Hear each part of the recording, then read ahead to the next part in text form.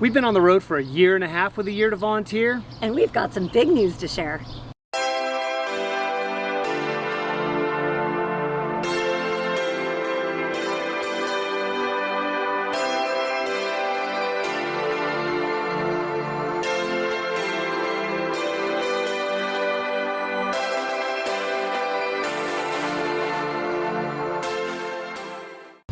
Hey everybody, we're going to get to that news here in a little bit, so stick around.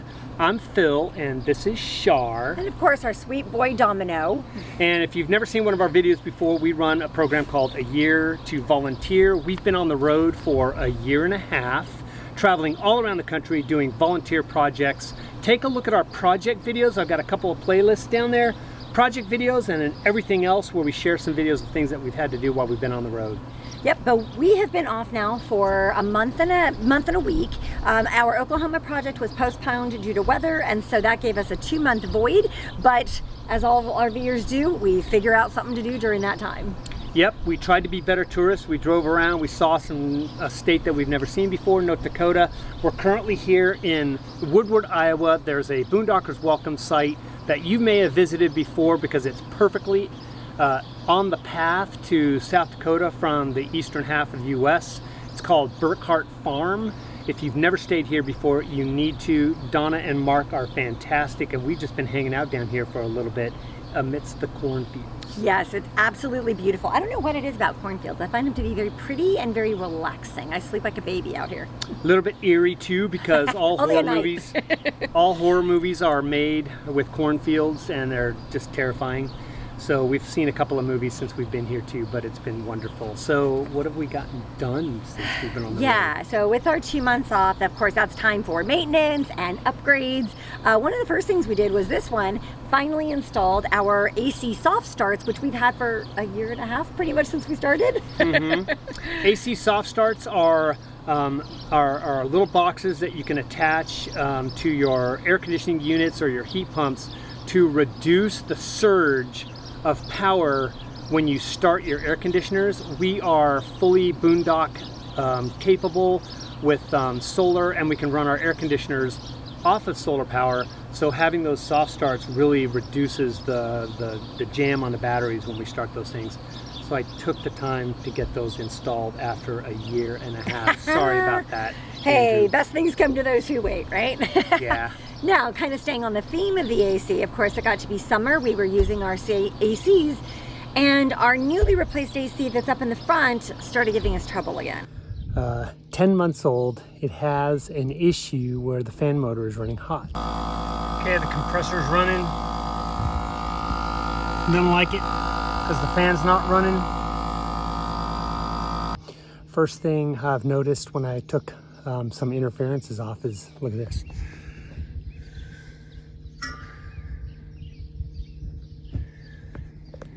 It wobbles, not good.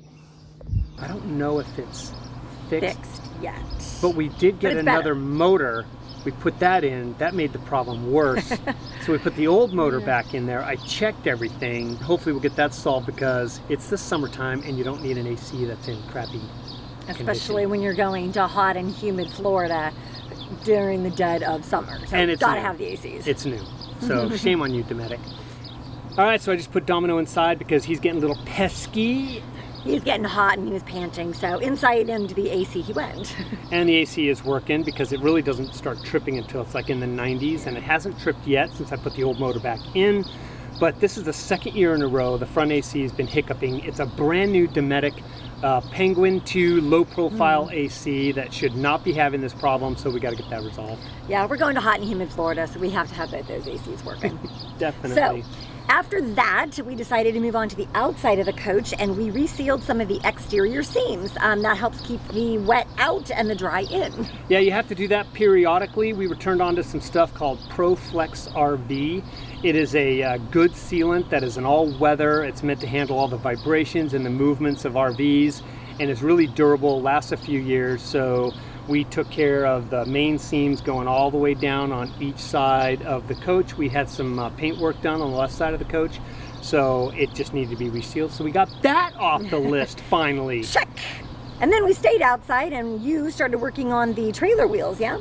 Yeah, we have to periodically, if you haven't seen our video on losing a wheel, I don't know if you gotta watch it, but you need to watch your trailer wheels. If you don't have a temperature, or if you don't have a tire pressure monitoring system on the back of your, on your coach or on your rig and your trailers, you need to get it, because it'll tell you when you've got a leak. Now, it didn't tell us that we had a problem with losing the wheel. Right, because the wheel still had pressure, so it was still reading that, just the wheel wasn't attached to the trailer. It's like a quarter mile behind the coach.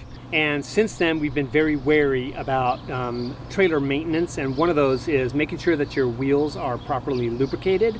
So I spent a day just making sure that I repacked all the grease in these very manual wheels back here. And then I checked all the tire pressures, checked all the torque settings to the wheels. And then we pressure washed our trailer bed because this thing was starting to look gray and almost really yucky. After we do this video, you're going to be attacking it with some linseed oil. That is my chore today, is to basically seal up and redo this wood with a sealant called linseed oil. Now take a look behind us. That is a bike rack. That is the most complicated bike rack installation we've ever done in our lives. So we're loving our S-Bend bikes. They're a great addition to our projects because it allows us to be a little bit more mobile when one's in the car. But getting these suckers hooked up and usable has been more of a challenge than we anticipated. So we've got the coach and we've got a trailer. A lot of you have tow dollies or you do flat towing, and getting a dual hitch receiver and then popping the bikes on the back while you tow your car is a non-factor. It's a factor for us with this trailer. Right, so this is a hydraulic trailer that does not have ramps. So we just basically tilt down, drive the car off, easy peasy, awesome. We put just the bike rack on the back of the car, right? Yep, and that didn't work because... That didn't work because when we tilted the trailer back, we drove it right into the ground usually. Yeah. So we said, okay, we need to raise that bike rack up. So let's get a dual hitch receiver so we can still pull the trailer around with the Subaru while we have the bike rack on it. So done, we'll get it. So we stuck that baby on, picked it up at Lowe's for like 50 bucks, like 6-inch separation or whatever. Drove the bottom of that dual hitch receiver into the dirt. Didn't solve our problem. No, we took at least a couple of inches out of that poor campground's grass. So oopsie, sorry. So we said, well, obviously then the solution is to get a dual hitch receiver onto the back of the coach so that we could not worry about the trailer. And then the problem with that though was that the dual hitch receiver that I picked up from Lowe's for 50 bucks, the separation was not enough to clear the bike rack from the front of the trailer. So we solved that by getting a 10-inch dual hitch receiver. So we thought. So we've got a 10-inch dual hitch receiver, no worries about clearance. It's fantastic. Everything was working until we went to tilt the trailer back. Yep, so now it's not the bottom of the trailer that's the problem, it's the front top part of the trailer that is the problem. When we tilt up, the front part of the trailer is now hitting the bottom of the bike rack. It's actually hitting at the front jack. The front jack, it will hit, and then so we're like, well, what do we do now? Because it's only hitting, and if all we need to do is get another inch or two, so what are we going to do? Do we need to get another receiver to adapt to the dual hitch receiver? We're going to have like an erector set of receivers, and the bikes are going to be way up here, and we're never going to be able to do it, right? No. Oh, but wait, there's more. There's more. So when we were hitching the trailer up to the coach, the chains are now not long enough. So here we are trying to hitch up. He has to run off to Ace Hardware or something to get longer chains, to get a 3-foot chain, because our previous 2-foot ones are now not long enough to actually hitch up. The two footers are like hanging on the back of the trailer, and we've got these nice new ones that are beefier and stronger. Yeah, that was a comedy, and we did that right there at a campground. As we were hitching up and heading off because we thought we had solved our problem. But we found the solution by accident when we got here. We did. So when we parked, we had the coach and the trailer was at a slight angle. I don't know what happened, but Phil goes to lower the trailer, and it cleared! Yeah, I saw that the trailer was at an angle, and I said, wait a second, let me just try that. And I I tilted it back, and we were able to get the car off without removing the bikes. That's why the bikes are still attached. We're sitting on the trailer, the bikes are on the back of the coach. Win! I'm serious, you would have thought we won the lottery. He came in, oh my God, you're not gonna believe this. Guess what? Just by having the trailer at a slight angle, problem solved, woohoo! So that's what we've been doing for the last month and a week. It has really been a lot of fun. We've been able to catch up on a lot of work, and we've been able to take care of a lot of maintenance issues around the coach. We just hit a few of them. There's been some stuff on the inside that we've been solving and rectifying and clearing and cleaning and fixing, but we're ready to hit the rest of the year now in full force, which kind of leads us to this news that we have. Yes, this big news. So since we had this 2-month break, we thought, you know, Y2V is growing. We have more and more volunteers joining us. We have more projects that are coming. So we thought, you know what better way to really make us official than to become a nonprofit corporation. One of the things that we did here was that Shar sat there and she worked out all the paperwork, filed all the documentation. We submitted that to the state of Arizona, which is our home state, and they came back last week and approved us. So what does that mean for Y2V? We're becoming official because we've been loosely organized for the last year and a half. It's been great. It's been simple. There's been a huge attractiveness factor to just being super simple and then just collectively organizing. But we think that by going to a nonprofit status, it makes it kind of formalizes what we do. It legitimizes for state parks and organizations that are looking to hire us what a year to volunteer is all about. And it also makes it easier for you if you are a person who is not able to join us and you want to contribute. You can actually contribute financially and deduct it once we get our 501c3 status. Most of the time we get free parking from the parks and wherever we're staying, but we don't like to take revenue away from the park system. One of our core values is don't negatively impact the revenue, and every time we park at a park, every time we camp at a park, we're actually soaking up revenue generating sites unless the campground is either closed or empty that time of year. And every time we do our best to go off season, so we're taking as little out of the park pockets as possible. But this way, if we can start to generate some revenue for Y2V, we can actually pay for our parking. Not you guys as volunteers, but Y2V, the corporation, can actually pay for our parking spots, which just helps everywhere we go and volunteer that much more. If we can eliminate all costs associated with what we do for organizations around the country, that is even more pure than the type of purity we're trying to achieve by not accepting anything in return. We don't want to quid pro quo. We want to come in, we want to volunteer, we want to help, and we want to leave. This would really help us a lot. And also, being a nonprofit will allow you and me to capture our costs because, as most of you know, if you haven't volunteered on a project or if you've at least been following some of our videos, we do this all out of hide. So we're working on the process right now. When you're a nonprofit corporation, you need to establish a board of directors, and we've done that. We also need to establish some operating procedures, and we're working on that. But stay tuned for more information as this gets more formalized. We're really looking at hitting this at the beginning of next year. It all depends on when we get our 501c3 status approved, and that can take up to 4 months or so. Yeah, it looks like they're on about IRS is on about a 4-month delay right now. So we just sent in our paperwork a couple of days ago, so we are in the holding pattern, but the business is official. We are a nonprofit corporation. And with that, let's talk to you a little bit about the remainder of the year, because we do, and maybe even the beginning of next year, because we do have some news to share with you as well, especially if you're not tied into our newsletter. Yes, so if you're not on our newsletter, please visit our website, ayeartovolunteer.com, go down towards the bottom and subscribe, because we send out a very short and a lot of pictures in our newsletter, but it always has our upcoming schedule. So our next project from here is Wisconsin. Now, Wisconsin's been full for a while, but sometimes we have last minute dropouts. So if you've got a flexible schedule, then sign on, contact us, let us know you want to be on the backup list, and if somebody drops out at the last minute, you can come join us. You got it, and that's going to start on the second week of August, the August 9th, with an arrival on the 8th, and then that'll last for exactly 2 weeks. All of our projects are 2 weeks in length.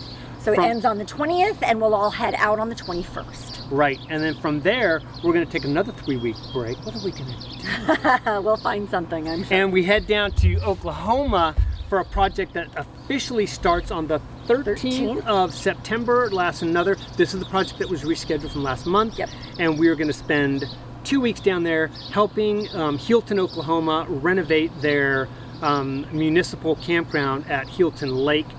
They suffered some damage just now from heavy flooding, so we've got our work cut out for us. Yes, and then from Healton, Oklahoma, we head over to our home state of Arizona, where we're going to go to Picacho Peak State Park. They have 32 ramadas that need to be freshened up and painted, and it's a big undertaking, so a group of 30 volunteers can make it happen. They also have great hiking and the most amazing sunsets you've ever seen. It's located between Phoenix and Tucson, so you can find it. It's Picacho Peak, not Pikachu Peak. It does look like Pikachu, though. Yeah, but if you're interested, we have we're already filling up quickly because we did put this out in our newsletter, and so if you're interested, shoot us a note so you can get up onto that project. We had been announcing our projects on our Facebook group page, so maybe we should talk about that a little bit. Yes, so we've actually decided to close the Facebook group just because it's gotten to be a lot to manage. We have our Facebook page, our Facebook group, we have Instagram and YouTube and Twitter. It's just a lot, not to mention our website and our newsletter. It's just too much to manage. So all we're going to do is we're going to shift our content and everything that we do to our Facebook page. So if you are on the group but you have not found our Facebook page, please just do another search for A Year to Volunteer. A Year to Volunteer's public page has a round logo, whereas the group page has a square. So just follow us on our Facebook public page, and then we're going to shutter our Facebook group here shortly. But that's where we used to announce all of our upcoming projects. What we did this time was we announced it in our newsletter, and we got an overwhelming response. And that's pretty much going to shut us down for 2021. I'll make a short, brief announcement on this one. So I've got a friend who's going through liver failure, and it is distinctively possible that she's going to need a transplant. So we left November and December open because we are the same blood type and about the same size. So we're going through the process to figure out if I'm going to be a viable living donor for her. So we're taking off November and December to do potentially that, and of course be with family and friends for the holidays. How much of the liver do they take from you? How much? It depends on the size of the other person. So anywhere between like a third and a half. A third and a half of a liver for a living donor can regenerate in 6 weeks. Isn't that incredible? The human body is absolutely amazing. So if you have someone who's suffering liver failure, you may want to consider looking into seeing if you're a match, because it is a serious surgical process, but it is a temporary setback for you. You need 6 weeks to regenerate your liver, but they have a whole lifetime that they can survive because of the liver donation. So Shar's thinking about doing that. Hopefully that's gonna, we'll see if that plays itself out in the November-December timeframe, and then we're gonna be back on the road in January, where we will pick up in mid-February for our first project of 2022. Yep, that is going to be Jackson County RV Park in Mississippi. And we've got a nice, good list. Things need to be built, things need to be repaired, trails need to be cleared, and that's going to start on Valentine's Day, Monday the 14th, and so we'll actually arrive on Sunday the 13th. Now, we do a lot of state parks. We're doing some nonprofits as well, and we've taken on some municipal programs as well. We're still feeling that out, but we do feel that municipalities also have the same issue, although on a smaller scale, that state park systems have.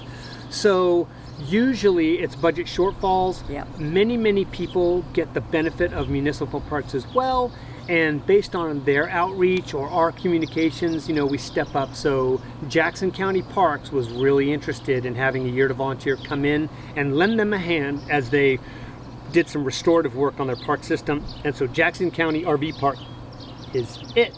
Yeah, and big thanks to Larry and Sansi Huff, who are a couple of our volunteers. They live in Mississippi.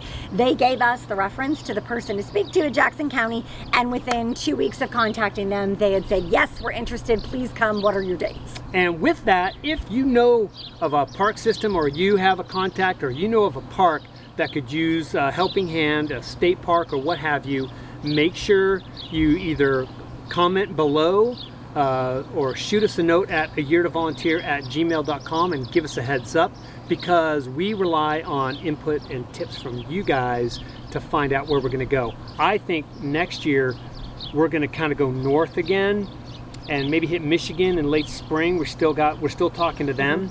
Potentially Louisiana, Arkansas, Kentucky, Michigan, West Virginia, Ohio. I think that's where we're going to be next year, you think, maybe? I don't know. If it works, Who knows, yeah. wherever the wind blows. And oftentimes people comment like, why are you guys zigzagging all over the country?